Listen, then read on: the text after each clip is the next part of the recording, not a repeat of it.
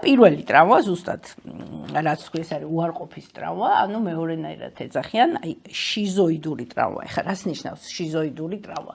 ამ დროს ყალიბდება შიზოიდური ხასიათის ტიპი. შიზოიდი ადამიანი კი არა, ესე არ გაიგოთ. შიზოიდური ხასიათის ტიპი. ვისაც ეს პირველი ტრავმა აქვს მიღებული უარყოფის ტრავმა, რომელიც არის მუცლად ყოფნის პერიოდიდან სადღაც წლინახევრამდე. ეს ასაკითხა ჩვენ არ გვახსოვს.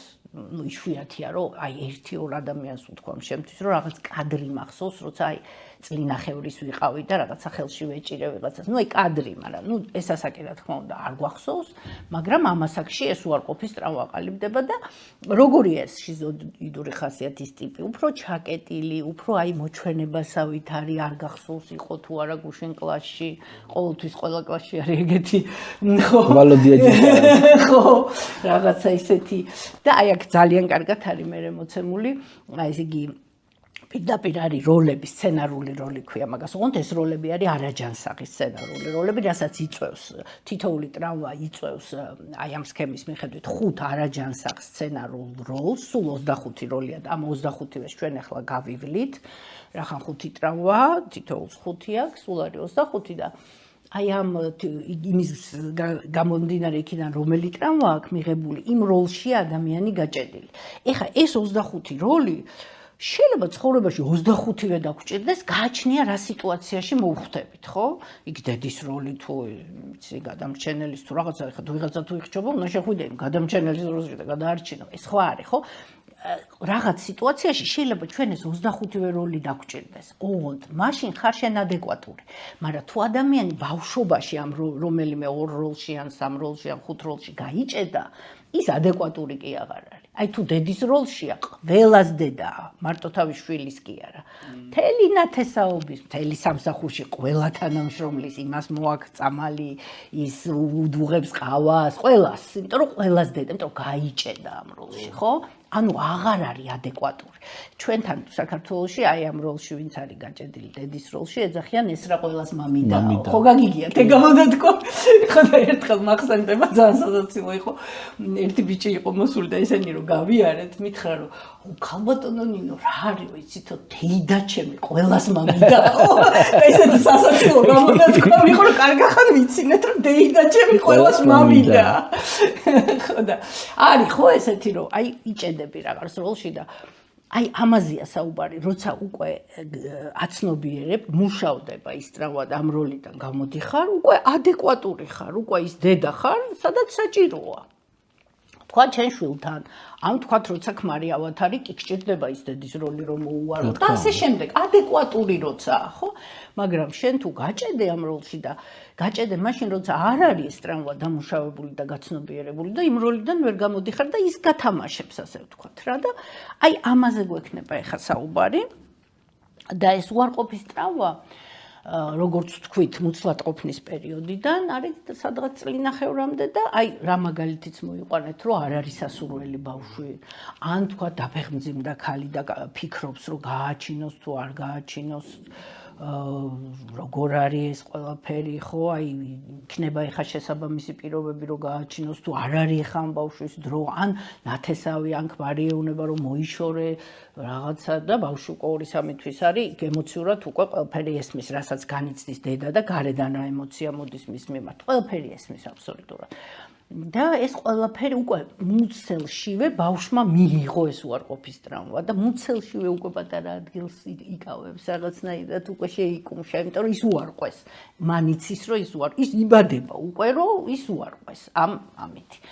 ან თუ ვთქვათ მუცლად ყოფნის დროს არ იყო ესა, შეიძლება მერე ვთქვათ რომ დაიბადა ბავშვი თქვათ დედა სახშია თქვათ არ მუშაობს რამდენიმე თვე, მაგრამ სულ იმ სამსახურზე ფიქრობს, რომ აი ეხა მე ჩამოვრჩები, ეხა მე რო დეკრეტში ვარ, იქ ძალიან ჩამოვრჩები ამ სიტუაციას, ბავშვთან არა აქვს ემოციური კონტაქტი, ნებისმიერ ასაკში საჭიროა ეს ემოციური კონტაქტი და ჩართულობა ბავშვთან თავისთვის არის, ბავშვი სადღაც მანეშია, თავისთვის ეს თავისთვის არის.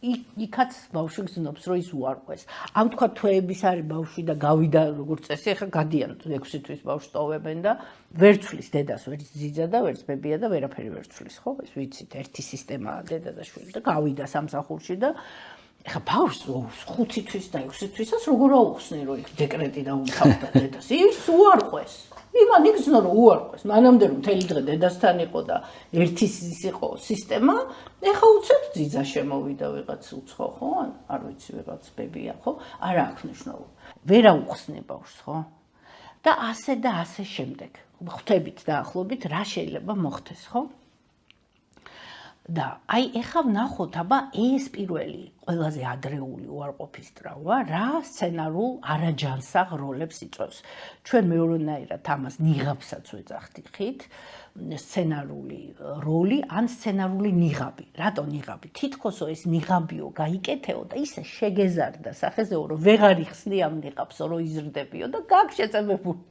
ეს ნიღაბი და მე აი ამ თერაპიისთვის არის ძალიან კარგი ტექნიკა ნიღბით თერაპიის ტექნიკა ქვია რომ იპოვის ადამიანი თავის ნიღბებს თავის როლებს იმას ვახატინებთ ფერადად ფურცელზე იმ ნიღაბს ხატავს ჭრის მერე და მე ეს ტექნიკა ეს ტრანსულად აიფარებს ამ ნიღაბს შედის იმ როლში და აცნობიერებს იქ რას გძნობს რაღაცა და მე იხსნის ამ ნიღაბს და ამბობს რომ მე არა ვარ ვთქვათ მსხვერპლი მე ვარ ნინო და იხსნის და ესეც ძალიან ხმარება მე უკვე საუბრობთ რომ რა მოხდა როგორ და ძალიან ეხმარება ეს ნიღბით თერაპია ქვია ამას საოცარი ტექნიკა და ბევრი ტექნიკებია როცა ეხმარებით რომ გამოვიდნენ აი ამ ტრამვული როლებიდან ხო ნახეთ ეხა პირველი როლი ეს არის მოჩვენება როდესაც ეს უარყოფის ტრავმა აქვს ადამიანს მიღებული რითი უნდა მიხვდეს რომ ეს ტრავმა აქვს ხო აი მოჩვენება და თითოეულ როლს აქვს გარკვეული გზავნილი სამყაროში აი თითქოს უნდა წარმოიდგინოთ რას ამბობს სამყაროში ეს ადამიანი და ეს მოჩვენების როლის გზავნილი არის მე აქ არა ვარ დამიჭირე თუ კი შეძლებ აი მოჩვენებასავით ცხოვრობს რა აი როგორც მოჩვენება რაღაც ესე თავის თავში უფრო ჩაკეტილი რაღაცნაირად აი მოჩვენებასავით მეორე როლი არის აუტსაიდერი ანუ ჩამორჩენილი და მისი გზავნილი სამყაროში არის პირდაპირ რომ არ შემამჩნიოთ ის ყველაფერს იძამს რომ შეუმჩნევლად იცხოვროს აი თუ სუფრაზე დაждდება საადღაც კუთხეში მიკუნჭული საადღაც გამოსაჩენ ადგილას არა კლასში აუცილებლად ბოლო მერხზე დაждდება რომ არ დაინახონ ხო რაღაცა იყიდის მანქანას ისეთ ნაცრისფერს ჩაიცვამს ტანსაცმელს უფრო შავი ნაცრისფერი შეუმჩნეველი არასდროს ეგეთი ადამიანი წითელ მანქანას არ იყიდის შეიძლება ცუდად გახდეს რომ უთხრა რომ წითელი მანქანა იყიდი იმიტომ ის ხო ძალიან შესამჩნევი იქნება ხო აი ვერ სულ ასეთ იმას რაღაცა ისეთ გააკეთებს რომ არ იყოს ძალიან შესამჩნევი ეს კამზეც ისე მორიდებულად დაждდება რაღაცნაირად რომ აი ესე გადათხლეშილად არ დაждდება ხო აი ყველაფერში ჩანს მესამე ეს არის განდეგილი ოღონდ ბრჭყალებში განდეგილი ხა რატო ბრჭყალებში გეტყვით და მისი გზავნილი სამყაროში არის მე არავინ მჭირდება ხა რატოა ბრჭყალებში განდეგილი ნამდვილი განდეგილი არის მოსიყვარულე ის მთელი სამყაროსთვის ლოცულობს და ღმერთ შემოსილია ფაქტიურად ვინც მოახერხა ეს და წავიდა განდეგილად ესე იგი ის უკვე იმას იმხელა სიყვარული აქვს ადამიანის რომ შეუძლია მარტო ღმერთთან იყოს და თან ყველასთვის ილოცოს ხო აქ პირიქით არის და იმიტოა ბრჭყალებში განდეგილი რომ ეს რო უარყვეს, აი ეს წავიდა ეს ყველაფერი არის დაცვის მექანიზმები, აი ეს როლები, რასაც ახლა ვსაუბრობ, ეს დაცვის მექანიზმი, ოღონდ არაჯანსაღი დაცვის მექანიზმი, არაჯანსაღი. ეს ნახეთ ის რო უარყვეს, ეს როგორ დაცვაში წავიდა, რომ თქვენ უარ მყავით, არც მე არ მჭირდებით და მისი მესიჯია, მე არავინ მჭირდება. განდეგილი ვარ, ჩემთვის ვარ, არც მეგობარი მინდა არა. შეიძლება საერთოდ არ ყავდეს მეგობარი, შეიძლება ერთი ყავდეს. არ მჭირდებით რა მე თვითონაც ოღონდ ეს არაჯანსაღია ეს დაცვის მექანიზმია გესმით იმიტოა აი განდეგილი ბრჭყალებში შემდეგი თან თქვენ გაგახსენდებათ აუცილებლად ვიღაცა კლასელი ვიღაცა ნათესავი აუცილებლად გაგახსენდებათ საკუთარი თავში საკუთარი თავი ხო და მეოთხე როლი ეს არის ფილოსოფოსი და ძალიან ხშირია ხოლმე რომ ეხა ეს ცოდნა ხო არა აქვთ ადამიანებს მithumetes სკოლაში ბავშვებს ძალიან ხშირია რომ აი ზუსტად აქ რა სახელებიც არის დასახელებული იმას ეძახიან ხოლმე. აი ხა შემდეგი როლი არის ფილოსოფოსი და ძალიან ხშირად ესეთ ადამიანებს ფილოსოფოსას ეძახიან ხოლმე. აი პირდაპირ სამყარო უჟღერებს, რომ ის ამ როლშია გაჭედილი. ძალიან ხშირად იმ ვიღაცას მამიდას ან ყველას დედიკოს ეძახიან, ან ყველას მამიდას ეძახიან. ხო აი პირდაპირ სამყარო უჟღერებს ამას რა, მაგრამ როცა ის არის ადამიანი არ სვამს ამ კითხვებს, ვერც აცნობიერებს, რომ ეს მთელი სამყარო ამას ეუბნება, რომ რა შვები კაცო, გამოდი ამ როლიდან რა. ხო, მაგრამ ვერაცნობიერებს, ხო? აი ფილოსოფოსი, მისი მესიჯია, რა მნიშვნელობა, მისი გზავნილი სამყაროში არის ასეთი, რა მნიშვნელობა აქვს? რისთვის არის ეს ყველაფერი? ნახე, თითქოს ხო კითხვებს სვამს, მაგრამ ზედმეტ კითხვებს და ზედმეტად უკირკიტებს. იმიტომ იძახიან, რომ ფილოსოფოსა. კი. ხო, აი ეს არის აბსოლუტურად ზედმეტი და აუ მოვიდა ეხლა ეს და დაიწყე ფილოსოფიას. აუ ზედმეტს, ხო? აი რაც აღარ არის უკვე საჭირო და რაღაცა აი თითქოს ამითი რაღაცა სამტკიცებს და რაღაცა, ხო? არაჯანსაღად აბსოლუტურად. და მეხუთე ბოლო როლი ბერი. ეს აქაც ბერი არის ბრჭყალებში, როგორც განდეგილი იყო ბრჭყალებში და ეხლა რატო? მისი გზავნილი სამყაროში არის ესეთი. მე ვფიქრობ მშვენიერებაზე, თქვენ კი ამაოებაზე, დროებითზე. ზემოდან უყურებს ხალხს. რომ და ბრჭყალებში ბერი, იმიტომ რომ ნამდვილი ბერი უნდა იყოს თავმდაბალი, ყველას მსახურებაში უნდა იყოს, ზემოდან თუ შეხედა ის რა ბერია, ხო? და აი აქ ეს არის ბრჭყალებში ბერი, რომ ის ცალკეა თავისი განისეა. ოღონდ ხალხს ზემოდან უყურებს, რომ მე ვფიქრობ მოგანოებ. თქვენ მოგანოებ, ხო?